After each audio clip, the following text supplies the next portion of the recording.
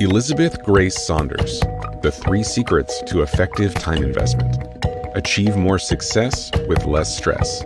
Narrated by Rosalind Tordesillas and Oliver Maines. No matter how wealthy or powerful you are, you only have 24 hours in the day.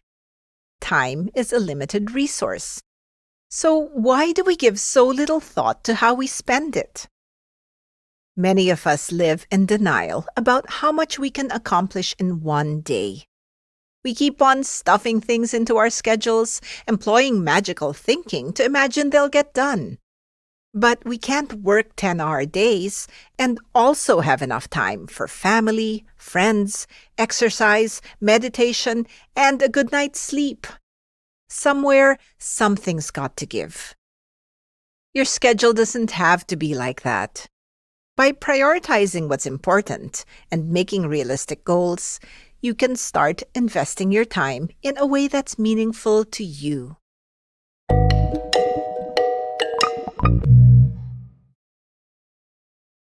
Blink 1 of 7. Imagine your friends, family, and colleagues just help themselves to money from your wallet. It would be pretty infuriating, wouldn't it? You might even be tempted to call the cops. You'd never let people help themselves to your cash. So why do you allow them to do the same with your time? Time is a limited and precious resource. But often we don't treat it that way. We allow colleagues to heap extra work onto us or get roped into too many committees.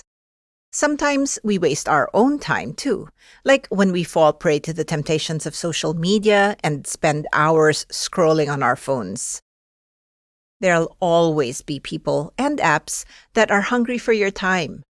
If you don't want to get pulled in all directions, you have to define clear boundaries around time investments. But you can only do that if you know what your priorities are. The key message here is, the first secret to effective time investment is to make action-based priorities. To identify your priorities, you first need to ask yourself a very important question. What makes your life successful? This really is a personal question. It's got nothing to do with what society deems important and worthy. Success for you may look like having enough time to work on your butterfly collection while holding down a job that pays the bills. Or it may be about spending time with all your friends. Once you've considered what success means to you, make a list of your real priorities in order of importance. That's just the start. Now, you need to make your priorities action-based. For example, if spending time with family is number 1 on the list, then perhaps you need to leave the office earlier, so you're always home in time for dinner. Of course, your priorities can change. Sometimes a major life event, like illness or a new relationship, will mean you need to reassess your needs. You may need to temporarily devote more time to your health or scale back extra work to allow space for romance to blossom. Living according to your priorities is a dynamic process that requires constant balancing and rebalancing. As long as you keep asking yourself that question, what makes my life successful? Then you'll always have a North Star to work toward. Blink 2 of 7. Defining your priorities is one thing, but sticking to them is something else. Sometimes people even sabotage their own goals. Perhaps you finally followed your dreams to do a part-time degree, only to drop out a few months later. Or you sometimes ruin your work performance by playing video games when you've got a deadline. Learning to invest time wisely is not only about prioritizing and drawing up a schedule. Even more importantly, it's about identifying the underlying emotions that affect how you behave. If you don't address those emotions, even the best-laid plans could fall prey to your self-sabotage. But if you do acknowledge them, you can make strides. The key message here is, strong emotions can derail the best-laid plans. unless you acknowledge them. One powerful emotion you may feel when taking on a new project is fear. You could be scared that you'll fail and look foolish, or that you let other people down. And if you ignore these fears, they just become worse.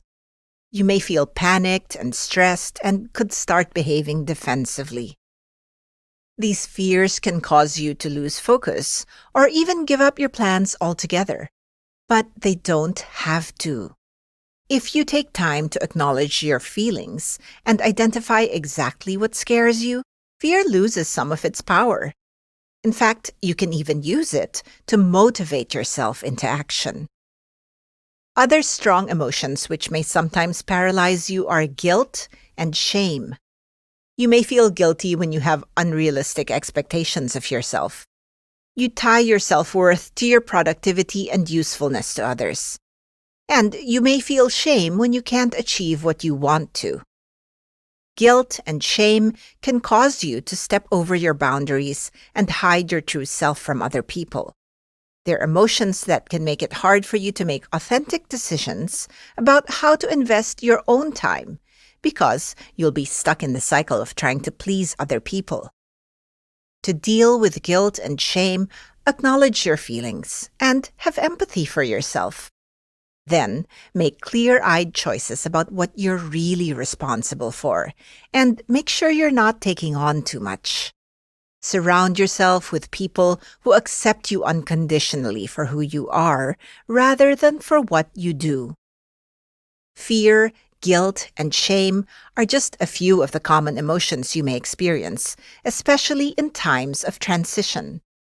Remember, if you accept your emotions, they can become your best allies.